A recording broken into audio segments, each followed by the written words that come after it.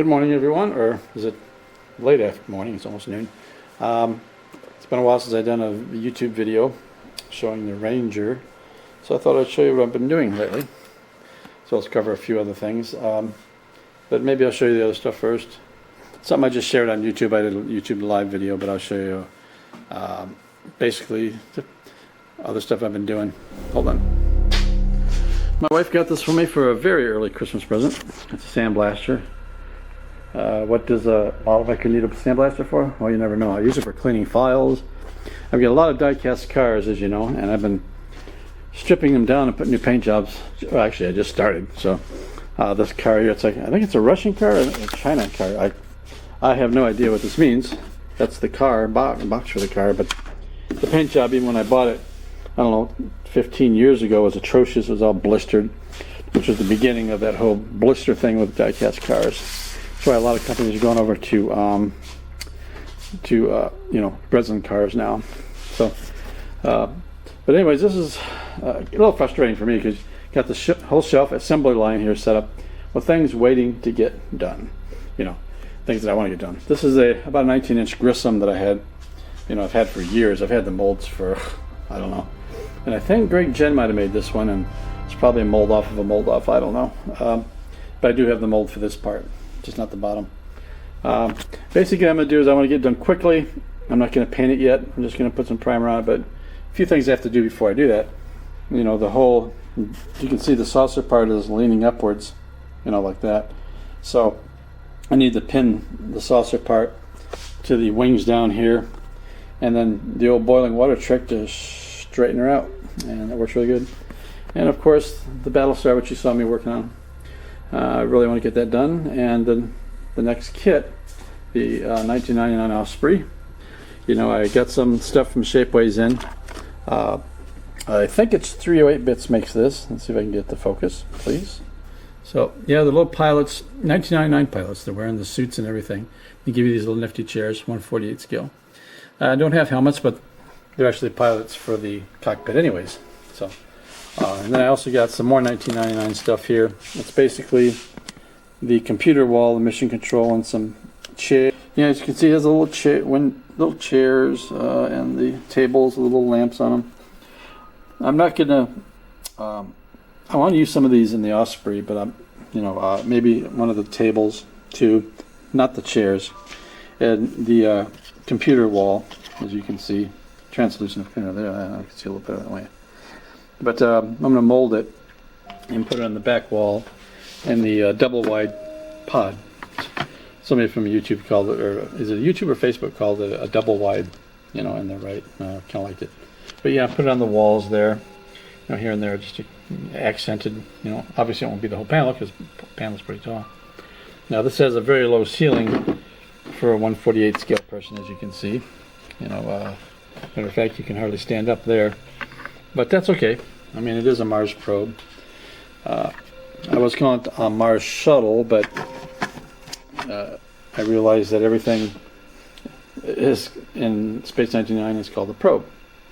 And another thing I'm going to do, I don't have a sketch of that. Well, here's a drawing at least. You know, you can see it, and it pretty much looks like that. The pods, the tanks in the back are bigger. Here's the tanks, so you can see they're much bigger to the model there. You know, so you have all this heavy design in the back of the ship, and then just the head on the very front of the ship, and it needs something up here. So what I'm going to do is it's going to be a lot like the Hawk in some ways, because the Hawk head is very much the same orientation as, you know, big middle engine and smaller ones on the big tanks. Some people say, aren't those tanks too big? Should be the other way around. The big tanks, the big engines, but these are fuel tanks for all three engines, so it doesn't matter. At least that's my story, and I'm sticking to it for this model. So what I'm either going to do is put smaller tanks here sticking out to balance out the design a little bit, or perhaps, or I don't know if it's going to be round tanks or square tanks, but something that comes out to sort of even this out up here. I think it's going to look a lot better. Maybe put a couple of radar dishes on here and whatnot. Whatever. I haven't figured it out yet. Antennas sticking forward. No guns. I mean, come on. This, you know, actually the only thing that had guns was the Hawk, when you think about it. But I could take it back. I guess the Eagles did have a you know, laser can on the front. So, all right, so I'll go over to the. I'm all caught up on my orders. Crappy day outside, as you can see. You know, I've been working on these control panels for this. I got this ring light, which is for selfie for phones, whatnot. And I want it to look like the. I'm gonna try to dress it somehow to make it look like the black hole. So light up underneath the ship. I'll put a dome in the middle, and somehow I want to make it look kind of like. I don't think I'll get kind of close, but I don't think I'll make it completely. To be honest about it, but I'll kind of show you what it looks like lit up here. So boy, I really one thing about cameras, they tend to go one way or the other. So yeah, the ship will be a little higher than this, and then I'll put some sort of either a plexiglass ring painted black and then streaks, like this. Maybe how they did the real one. It was an actual practical effect to a point, because all the streaking you see with the lights. What they did is they took lights and put them on like a string, and they spun them around and left the lens open for the photo. And they took the photo and modified it and layered it until I got this. This bendy thing, where the ring's going up around. What I will do on this is the dome. I'd like to make this ring and then make it sort of something that covers the ring. Maybe half. It'll be just a half a piece, and then mold it up, quick mold. And make it so I can. No, actually, I think I'm gonna do the whole ring. I'm sorry. Mold it up and then pull it out green and bend it up. Let me do this. Bend it up over the dome so it looks kind of like that. So one side would look like it goes straight into it somehow, or that, or I make it look like it bends on both sides of this ring. I haven't decided yet. It's one of those things that it's definitely a trial and error thing. So, but yeah, it was like $16 for this ring. So I think it's a neat idea. And the interior, which I've been working on, I've got all the wires hanging out for where the lights are going to go. Little astronauts.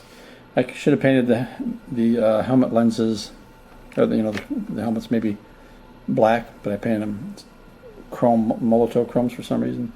And little tires. Little ladder I had a friend of mine 3D print for me.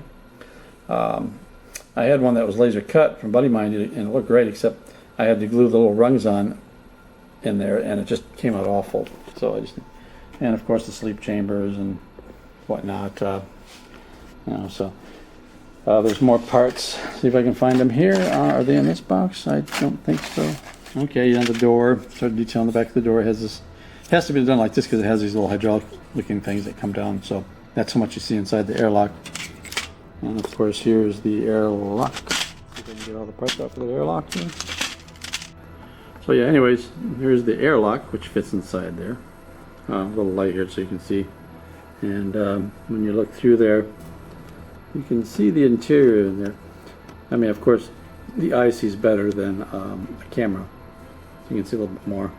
But yeah, so I made the door positionable. It's not going to open or close. This piece here, if I want it closed, it'll be magnetized, or maybe not.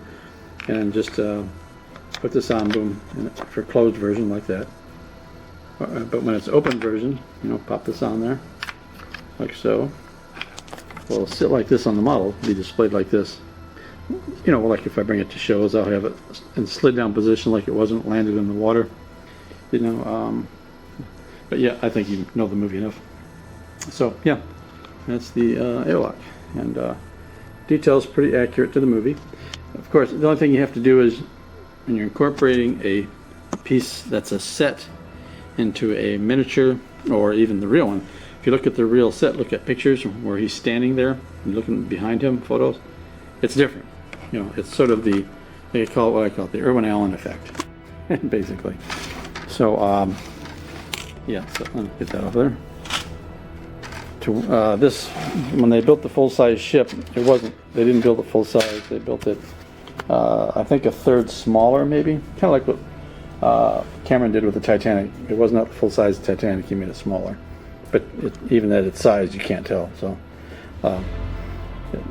but yeah, so what I'm working on now are these control panels. These little control panels here, which fit right here. like so. Go like that. And some of the panels, you notice they have square holes cut into it because, hopefully you can see this, cut this on the behind the scenes. See these square holes here? Well, they actually have like glass covers on them. No, I take it back. They don't have glass covers, but they're set down in it and then edge lit.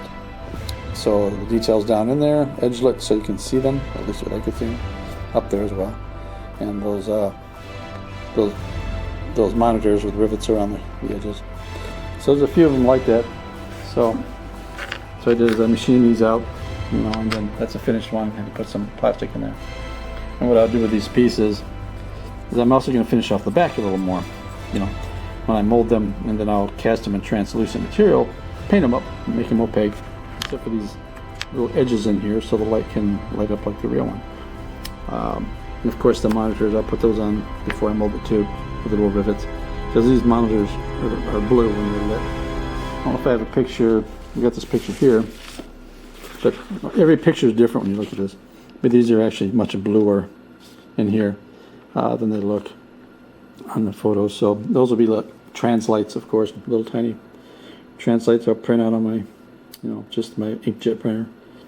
A lot of control panels and panels up along the walls and all that. I've been doing the artwork for them. Here's a picture of the artwork.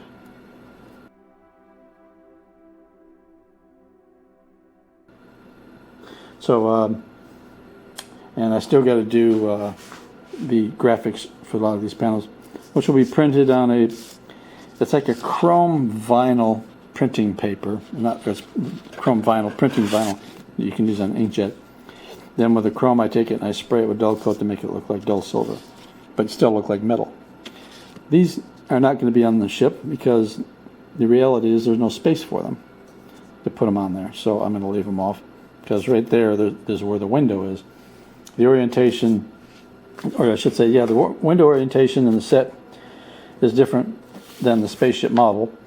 A lot of them are closer together. Now these windows look like they're too big, cut out too big, because when you put the window in there and then there's a frame that sits on top of the window, that's the same inside dimension as that.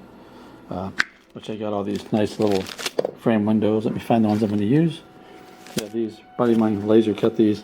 What I like about them is they're laser cut, but they're black, so I don't have to paint them. They got like silver rings cut into it, which is the way the actually in there they were all silver inside that ring. If I can get close enough.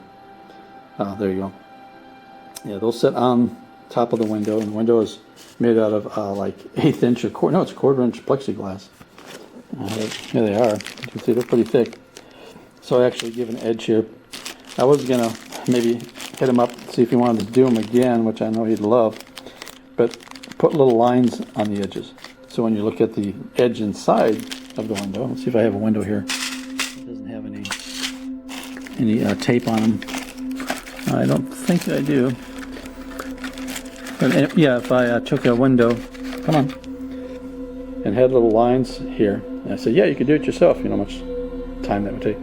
But I could actually draw it up on Corel paint and put just tiny little lines, little notches, and the laser cut would actually cut it almost like a little gear tooth and put each little line in there. That's how I had that doorway. See how that doorway looks? It's basically that inside piece looks like a gear when you look at the drawing, and then it's sandwiched between those straight square doorways to get that effect, which it had in the film. I think mine might be a little deep, you know, thickness wise, but oh well, you know, sue me.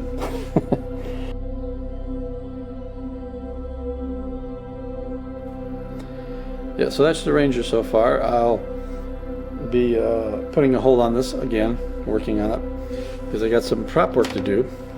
Every now and then, I haven't done it in a while, a couple of years now, but I work with a buddy of mine, and we do some Disney props. Can't tell you what it is. I think I can say that, at least, since I'm doing some Disney props for their theme park stuff. And it's about 3 weeks worth of work. Pays good. It's fun to, so refreshing than all these models all the time. So that's going to be fun.